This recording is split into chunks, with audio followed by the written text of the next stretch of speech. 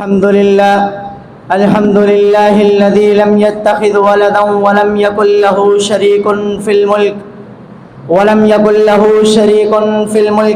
يكن له ولي من الذل وكبره تكبيرا. قال الله تعالى: قل إن كنتم تحبون الله فاتبعوني يحببكم الله ويغفر لكم ذنوبكم والله غفور رحيم. وقال النبي صلى الله عليه وسلم: الإحسان أن تعبد الله كأنك تراه فإن لم تكن تراه فإنه يراك. سامعین ذی وقار، اللہ تعالیٰ کی صفات میں سے ایک صفت یہ ہے کہ وہ محبت کرتا ہے. صرف محبت ہی نہیں بلکہ اپنی محبت کا اظہار بھی کرتا ہے. وہ شخص کتنا خوش نصیب ہوگا کہ جس سے اس کا خالق، اس کا مالک اپنی محبت کا اظہار کرے. آئیے دیکھتے ہیں کہ اللہ رب العالمین اپنی محبت کا کن لوگوں سے اظہار کرتے ہیں. ان اظہار کرنے والوں میں سے پہلا احسان کرنے والوں سے اللہ تعالیٰ محبت کرتے ہیں. اللہ رب العالمین کا فرمان ہے: وَأَحْسِنُوا إِنَّ اللَّهَ يُحِبُّ الْمُحْسِنِينَ. اور تم احسان کرو، بلا شبہ اللہ تعالیٰ احسان کرنے والوں سے محبت کرتے ہیں. حدیث مبارکہ میں احسان کا معنی کچھ اس طرح ہے کہ ایک دفعہ حضرت جبریل علیہ السلام نے نبی کریم صلی اللہ علیہ وسلم سے اسلام کے متعلق پوچھا، پھر ایمان کے متعلق پوچھا، اس کے بعد احسان کے متعلق پوچھا. تو اس کے جواب میں آپ علیہ السلام نے کہا: الاحسان ان تعبد اللہ کأنک تراہ فإن لم تکن تراہ فإنہ یراک. احسان یہ ہے کہ تم اللہ کی عبادت اس طرح کرو کہ گویا تم اس کو دیکھ رہے ہو. اگر یہ نہیں ہو سکتا تو اتنا ضرور خیال رکھنا کہ وہ تمہیں دیکھ رہا ہے. دوسرا وہ شخص رسول اللہ صلی اللہ علیہ وسلم کی اتباع میں اللہ کی محبت ہے. رسول اللہ صلی اللہ علیہ وسلم کی اطاعت اللہ کی اطاعت ہے، اور رسول اللہ صلی اللہ علیہ وسلم سے محبت اللہ کی محبت ہے. اللہ رب العالمین نے فرمایا: قل ان کنتم تحبون اللہ فاتبعونی یحببکم اللہ ویغفر لکم ذنوبکم واللہ غفور رحیم. کہہ دیجئے اگر تم اللہ سے محبت کرنا چاہتے ہو تو میری پیروی کرو، اللہ تم سے محبت کرے گا. وَيَغْفِرْ لَكُمْ ذُنُوبَكُمْ. اور تمہارے گناہوں کو معاف کر دے گا. کیوں معاف کر دے گا؟ وَاللَّهُ غَفُورٌ رَحِيمٌ. اللہ بخشنے والا اور رحم کرنے والا ہے.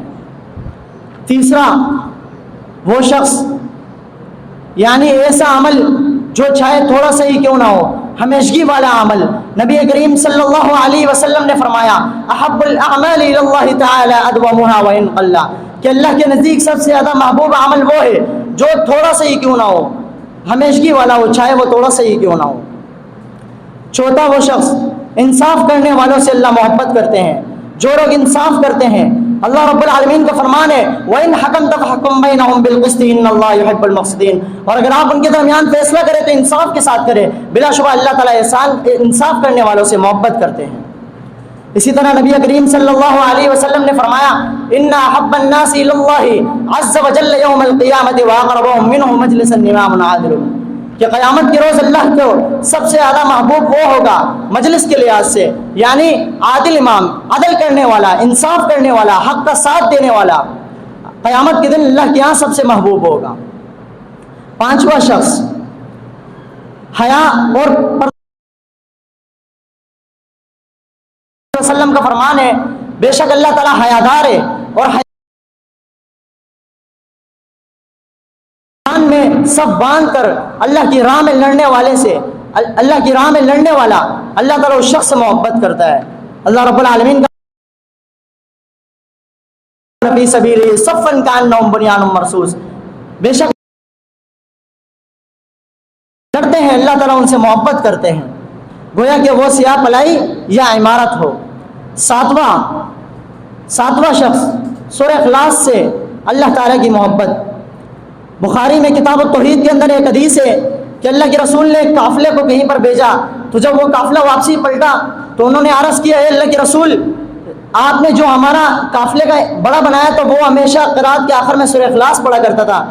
تو اللہ کے رسول نے پوچھا کہ اس کی کیا وجہ ہے؟ تو اس شخص نے جواب دیا: لأنها صفۃ الرحمن وأنا أحب أن أقرأها. کہ رحمان کی صفت ہے اور مجھے اس کا پڑھنا اچھا لگتا ہے، مجھے پسند ہے اس کا پڑھنا.